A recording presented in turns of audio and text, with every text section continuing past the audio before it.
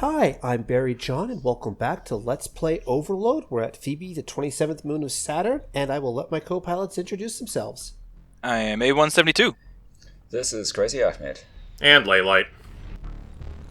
And you can actually see Saturn getting bigger in the background as we get closer. 13 million kilometers from Saturn. Kronos Frontier operates... And now I'm wondering, is that the actual how big would you see Saturn from at that distance type thing? I mean, Saturn is pretty darn big, but 13 million kilometers is still a little ways away. They may be exaggerating for effect here. True, but it seems like one of those things that they would get accurate, because they even mention in the first level, one of the logs is like, the guy's so far out that he can barely see Saturn. Some of his crew were still loyal to his political enemy, the governor of Cuba. Also, Cantor, you're not doing yourself any favors by comparing yourself to Cortez. Oh man, yeah, this guy's giving off some pretty evil Tech Bro vibes right now. Frontier to advance, Juno off-world must burn. The only way to move forward... Seriously, Well, no, okay. Cantor, dial it back a bit. Some of you have chosen the wrong side, and now you'll pay the price. We were unable to establish a clear channel of communication with the bases on Titan. We will go there after Phoebe is secure. A scan of the refinery indicates... So, Phoebe, there are 2 levels set on this moon, and we'll be going through the refinery first. A massive barrage of fire... And yes, when they call these guys the mining hulks, they're not kidding. These are the Hulk-class enemies that we're going to be encountering throughout the rest of the game, that are going to be built on the hulls here, that we're going to see. This guy. So, what did I upgrade? Sorry, I recorded this a while ago. I'm just trying to remember what I did. Well, if you're fighting a bunch of, single, big, high-health enemies, upgrading the driller seems like a pretty good idea. Well, I remember I upgraded the homing missile. Oh, energy efficiency. Ooh. Yeah, so my lasers no longer... the lasers, the headlight, the afterburner, they no longer use energy as fast. Yeah, being able to fire a bunch of lasers but still have energy left over for the afterburner because they're using the same supply. Yeah, that seems like a good idea. Yeah, because there's no separate afterburner. There's a cooldown on it, but it just draws straight from the energy. Yeah, so far your killing potential does seem to be kind of more limited by the DPS of your weapons rather than actually running out of energy, but still, being able to stretch trips to the energy center, make them further between, that sounds, handy, if nothing else. Mm-hmm. So did you say that there's an afterburner cooler as a pickup for efficiency or faster recharge, or is the afterburner itself a pickup? I missed that. The afterburner is built into the ship, but if I turn it on, you see that little arrow below the ammo counter there? That's the afterburner use meter. When that fills up, the afterburner has to go into cooldown. Gotcha. So it's not like an afterburner cooler like that in Descent 3. It was just... It's an afterburner cooler like an Excite bike. Yeah. So, this level has 2 gimmicks. Number 1... there's an achievement for going through this level without turning on your headlights or firing off a flare. I have yet to get that achievement. Say, if that's an achievement, that sounds like it's going to be really hard and really dark. Yeah, but the other thing is that this game... Oh, actually, sorry, I'm going to back up here for a second. I just picked up the Creeper. The Creeper are seeking mines. So they kind of float towards enemies a little bit? Yes, but when you deploy them, they also carry some of your momentum with them. So if I'm running forward when I fire them off, they'll shoot forward from my ship. But if I'm but they basically carry some of my momentum with them. Oh, it's the heavy space bomb from TIE Fighter. Yeah. So that actually seems like it's kind of bad in the situation where you're running away from an enemy and you want to leave a mine behind you. No, but if you are running away, but basically if you're backing up from an enemy, because it does technically shoot forward a little bit from your ship, the fact that you're running backwards and that little forward momentum from it neatly cancel each other out. I guess it depends on which way you're pointing then. If it cares which way you're facing when you deploy it. Yeah.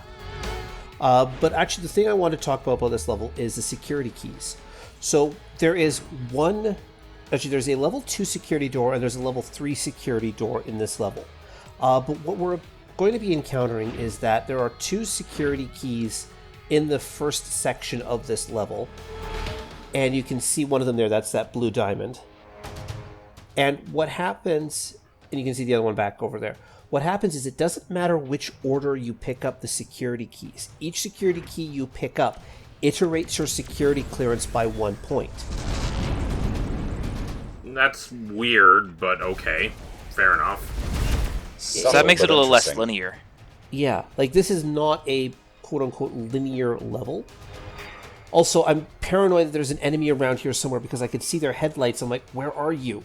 Oh, wait. Safety officer. We've deployed teams to Skull, Tarvis, and Emir to reinforce defense. So you can see me starting to plow into some of those Hulk enemies here with my missiles and whatnot. What I want to talk about actually is that audio log from the start. Like, is that what this Cantor guy is just like the whole time? Like, do his employees regularly get messages like, "Attention everybody, will whoever parked their Toyota Corolla in the administration reserved space please move your car or you will pay dearly"? As we get further into the game, we're going to get an explanation for Cantor's attitudes. But yeah, we're definitely seeing him on the tail end of let's call it what it is. It's a breakdown. Your disrespect of the parking lot hierarchy is an affront and a betrayal to the company. We will excommunicate it's freaking you. Saturn orbit. There is plenty of parking space. My Right? God, like you would have to have Jetsons level parking problems before that becomes a thing. And remember So to restock the coffee beans in the grinder if you use the last ones. So the reason why not turning on your headlights is an achievement in this game, or in this level, is because all of these little mining passages are completely unlit, except for your weapons fire and the headlights coming off of these enemy robots, if they have any. Well, that doesn't sound so bad, if might makes light and all that. So what do you need the headlights for, then? I use the headlights because my ability to navigate using the map sucks. Yeah, You don't that feel looks like fine to burning me. 3 energy on your... Because this is Oh me yeah, I could trying. tell that you're... Yeah, 'Cause now this is you're me kind of tr- grinding yourself into the wall there. Yeah, It's not like, super I could- obvious which way your ship is pointing on that map, but once you do know, it honestly, like, there's not that many forks in this section that you're in now. Yeah, but I mean, here's the thing though, like me inching forward and checking the map and inching forward and checking the map, that doesn't make for good gameplay for a Let's Play. Oh yeah, that's the kind of achievement you would get on your own and not as part of a video series. I mean, it enhances the viewer experience to be able to see what's going on. Yeah. But I do like the fact that a lot of these, enemies provide light sources as well.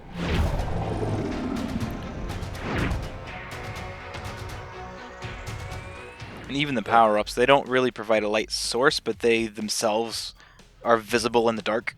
And so you can at least go, oh, I can see from here to there, and there's a thing there. Yeah.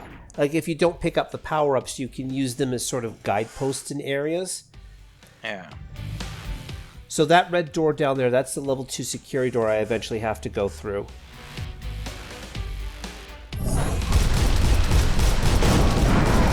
It was very brave of you seeing a single melee enemy and deciding, oh, I know, I'll put myself right into this dead end. Brave is a word for it. I don't know if it's the one I would have picked. I've got 127 armor, I'm good. Just asserting dominance. Now you do, but what about 10 minutes from now? Listen, health is a resource and it's there to be spent, alright? Yeah, I mean, completing the level with 1 health is the same as completing the level with 200. So you don't get bonus points for finishing with more health, then? No. You get points for killing enemies, like the XP in the upper right-hand corner there. You get XP for killing enemies, and you get XP for... and this is me still trying to navigate via light, so eventually I just give up and go, screw this. Do you get XP for destroying spawners? Yes, you do get XP for destroying spawners. Nice. There we go. Now this So guy... while you were... Sorry, Go ahead. I was going to say, like, if I remember correctly, the reason why you want to come back here is because this guy drops a log when he dies. There it is. I was going to mention that while you were using your driller as a flashlight, I was watching your ammo counter, and for every single fire, you're using 2 ammo. That's correct. That's because there is another kinetic weapon in the game, and it does use a different ammo count per shot. Gotcha. I guess that's why there's 2 horizontal lines as opposed to just 1, then. Makes sense. Hey, was that a little shout out in the log there? Yep, that was the shout out, guys. Oh, I wasn't even paying attention. All right, so basically, the guy was mentioning, okay, so if we're going to be under attack from somebody, who could be attacking us? He starts mentioning places, and he mentions the PTMC as a possible culprit in attacking this facility. I mean, fair enough. They do love those malevolent AI robots. Yep. Checks out. So that is the one and only mention of the PTMC in this game that I remember. Any mention of the CED or other Descent entities? Unfortunately, no. I mean, they don't really do the Red Faction shout-out in this game. But Goliath is military-grade hardware. Well, that's another classic logbook thing to do, is just warn the player about upcoming enemies. As if hulks weren't large enough. Well, one of the things that they mention when they... Actually, you know what? When we talk about... We're going to be hearing more about the Goliath next level, and I'll let Mara talk about it a little bit when the time comes. Sure. You know, I complained about the particle effects before, but as I'm seeing more of it, I'm able to better see what's going on. And so I'm guessing it's just I've adjusted to it, and it's not so bad. It does kind of seem like the smoke effects would obscure enemies behind them to an extent, but that's also kind of true in the original game too, where debris would certainly be in the way too.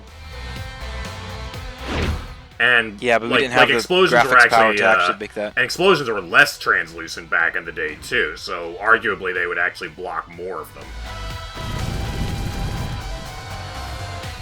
The explosion animations didn't last very long though.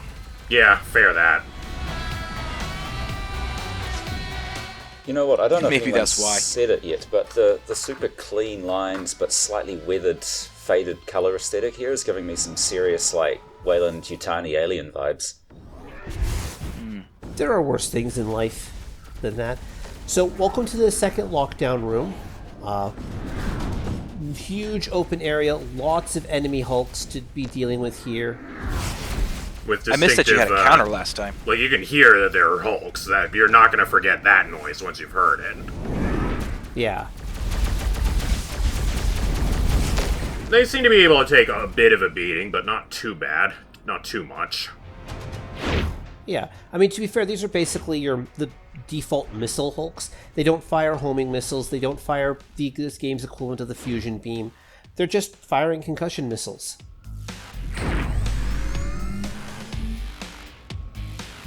All right, so... Go ahead. Oops. Right, door's locked. You were saying? I was just going to say, it always threw me off in Descent 2 how the platform missile guys seemed to do more damage than the Hulks did. And they were much smaller. That doesn't have anything to do with this game, though. So you were going to say something else. Yeah. So, this game here... Sorry, that little door there that's locked, that is the entrance to the second secret level. And this time, I'm just going to... Okay, here's the thing. I just cut out an hour and a half of me failing at this level, at this little secret. 40? And because it's so long, like I had to take... Basically, there's not going to be a separate fail video like I did with the level 2 secret. I'm just cutting straight to the I win. I'll take your word for it that this is pretty hard. I mean, just the raw numbers alone, like 3 minutes sounds like a long time, but it really isn't if you have to track the enemies down as opposed to them coming to you. And so that's the creeper in action. Okay. Wow, they actually move pretty quickly. I was imagining just kind of drifting towards the enemies, but as long as an enemy's close enough to it, it really goes after them. I am not looking forward to them being used on us. So Descent 3, if I remember correctly, had something that, again, was trying to do that, but it, like Laylight said, it drifted. It didn't move nearly fast enough or have nearly enough of a punch to be meaningful. And whereas this seems to fix both those problems. Yeah. Like, the creeper is very good at what it does. Also, I picked up an invulnerability power-up, so... Oh, neat.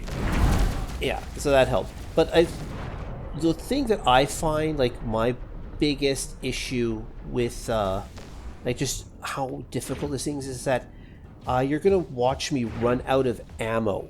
Like, I've got down to 47 energy, and a lot of my failure runs on this boiled down to I ran out of missiles.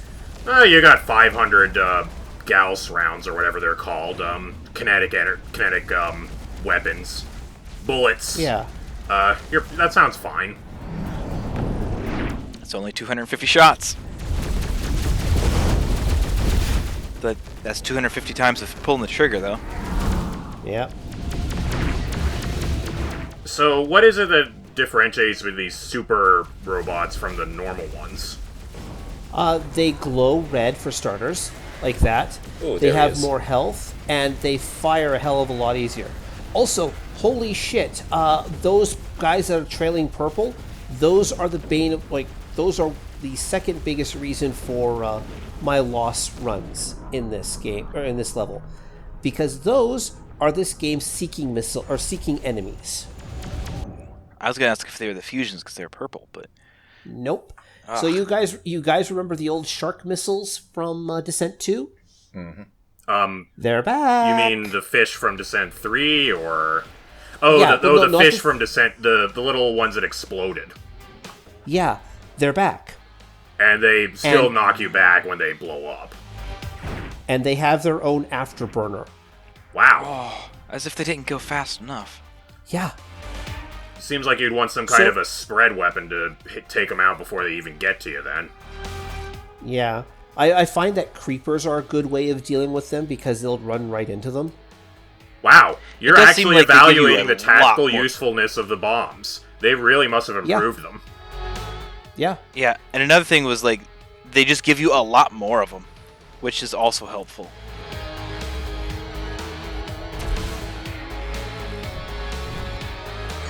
Meanwhile, we're making a few improvements to Triton's capabilities. We're the nerve center for outer moon exploration, so Phoebe is a strategic target.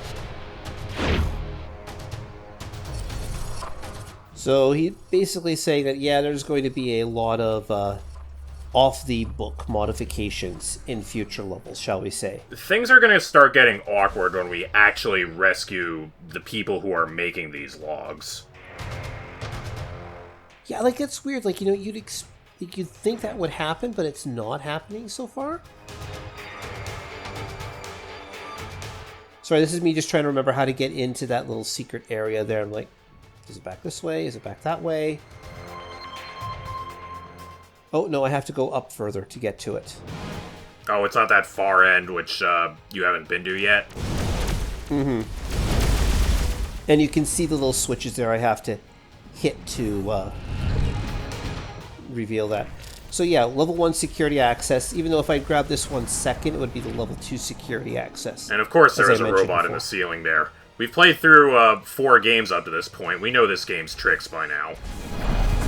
I should hope so.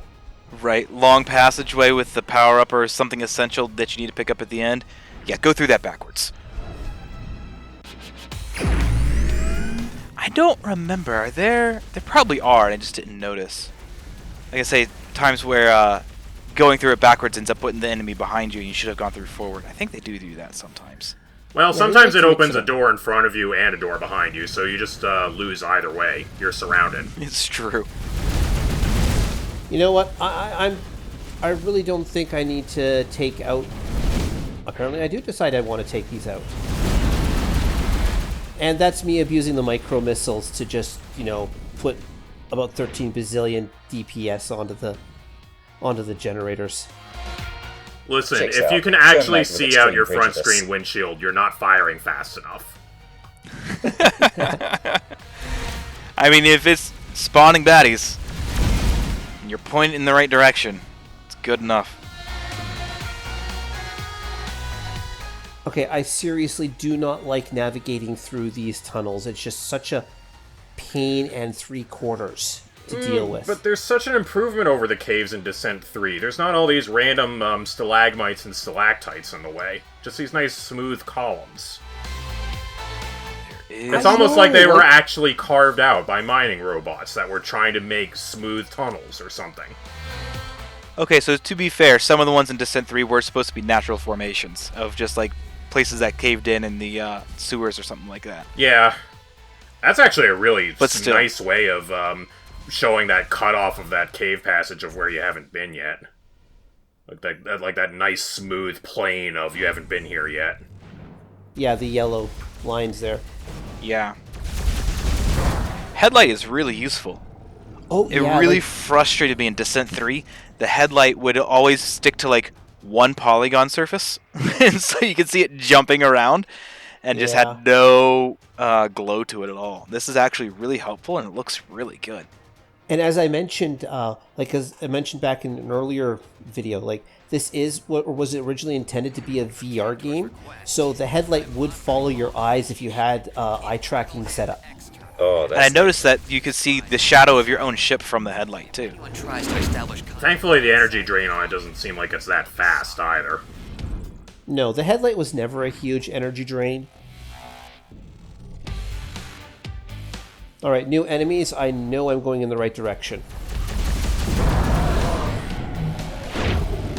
Actually, I think that's the only flaw with the tunnel parts. Yeah, they look really nice, but there aren't really any distinguishing features. At least they're not very large, it looks like. Yeah. Like, the columns are the most distinctive part about them, really. And sometimes those bits where you kind of open up into a larger chamber, and then there's kind of like 3 tunnels leading out from it at different levels. Also, the fact that firing at such a range, and my favorite gun, its spread was starting to be, it was starting to not be good. So I had to switch out to the driller, just to be able to accurately put fire on the enemy.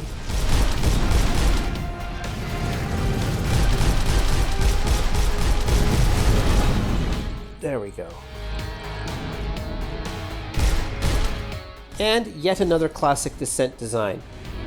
Putting the switch behind the door that you have to be able to fire at, through a grate. Shoot through the grate. I guess that's, like, you would realize that there was a switch in there if you approach it from different angles, or maybe you'd shoot the floor and it would give you the door locked message, and that would let you know that something was up there. A lot of times you're just looking through there to try and see, like, if you can find the entrance anyway. And then if you look through, you see the switch, you shoot it. Yeah. Okay, I'm going to say this. There is no guided missile in this game, so we don't really get to do those same tricks that we could do with the guided missile in previous I guess that's games. fair. Like, it was always a tool used for cheesing things out, and while it was a nice change of pace every now and then, it definitely did interrupt your momentum in a manner of speaking. Even Lynch. Yeah, it was a puzzle solver, not a strategic Or like or a an, I tactical want to weapon. assassinate this one specific enemy on the other side of this door. Try to call anyone on the outside. Yeah, Yep. like the Class 1 drillers that like to hang out. You are authorized to use deadly force if necessary. Also, Let's hope it doesn't come to that. Cantor, you just... No, I can count on you to put the colony first. So, yeah, that's Cantor telling his buddy, hey, if you need to shoot someone, shoot him.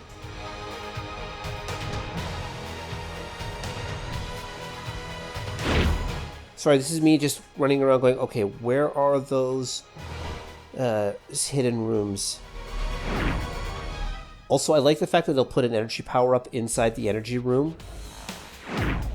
Oh, that's Just to nice. Like, give the you first room. time you come there, you can go above the energy recharge limit. You don't get that Yeah. on subsequent visits, but it's a nice incentive to go there, even if you are topped off already. Yeah. Like, subtle, Those but it's flares. got some good gameplay considerations to it. Yeah. And you're saying, like, how the flares bounce around a little bit? Yeah, that's nice. Yeah. I love the flares in this game. They are very flary. And not just a stick of yellow. Aw, but I like firing potato chips out the front of my ship.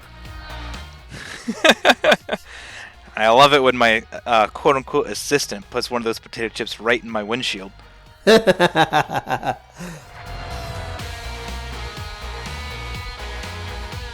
I mean, that only happened to me a few times.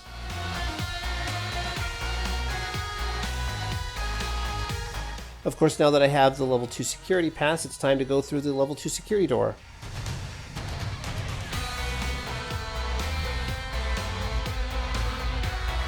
Wow, 20 missiles in just one pickup. That still seems... Well, no, that's the Go ahead. that's the micro missiles. Oh, well, a little The bit more ones- understandable, but still, you know, you would certainly want 20 of those. Yeah, it's about 2 seconds of firing.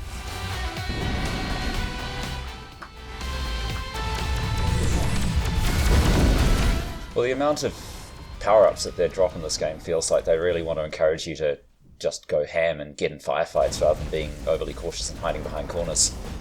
Yeah, like there is a definite encouragement to fighting going on in this game. Stop thinking about Minka Janowski. It's been a year and a half since the shuttle accident. She knew the operator code better than anyone. Except maybe Cantor. And that is the last log for the level. I was like, wait a minute, somebody could have... There's people who could reprogram the robots, and one of them is Cantor? Huh. I don't know, seems like, the guy who can reprogram the robots and the guy who knows how to teleport things, that seems like that might be a bit of a problem.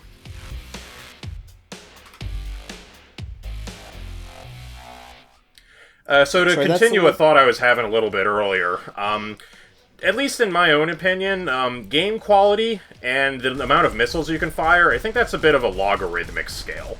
Because, like, if you go from 10 missiles to 20 missiles, that's not such a huge jump, but if you go from being able to fire 10 missiles to 100 missiles, that's a big improvement. But then also asks the question, like, what are you expected to use them on? Everything. Yeah, just all the time.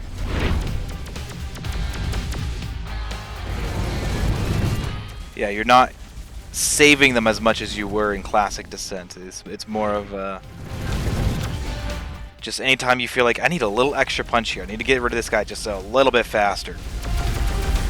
Or if that dodgy little bugger is dodging all my shots, here, have a homing missile. Here, have a Helix Right. cannon. Let's fill the entire room with energy bolts. Yeah, you never feel like you're wasting a missile just because one of the guys is just annoying you and you just can't quite knock him out. And that's the level 3 security access. You had to hit the switch to open that little door there.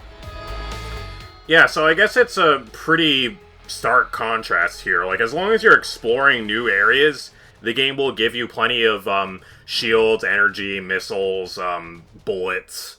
I guess if you're retreading old ground, then you're not really going to be fighting any new enemies unless they're coming from spawners. But at the same time, like, you're not really at that can much blow up risk spawners. anyway, thanks to your high ammo capacity. And you can blow up the spawners now. Yeah, so you're really only at risk of running out of ammo if you get into a really protracted firefight, like maybe near the reactor or something, and in these secret missions and the lockdowns. But that seems to be about it. Yeah.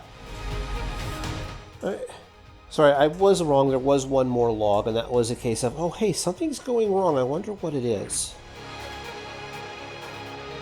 This is that point in the where you collected so many logs that you already know went wrong, but you're just waiting for the people who are writing the logs to figure it out. Yeah. So I mentioned again, like, how some of these spawners don't, you can't destroy them because the switch to turn off the shield in front of them doesn't exist. Oh, yeah, there's a nice big room. You can see that on the map and think to yourself, yeah, there's probably like 20 robots in here. Ow.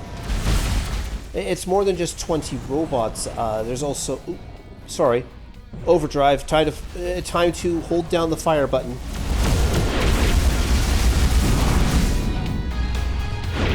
Because, at least in this game, they apply the super power-ups in a more reasonable manner. Yeah, we've already mentioned they do it significantly better than Descent 3.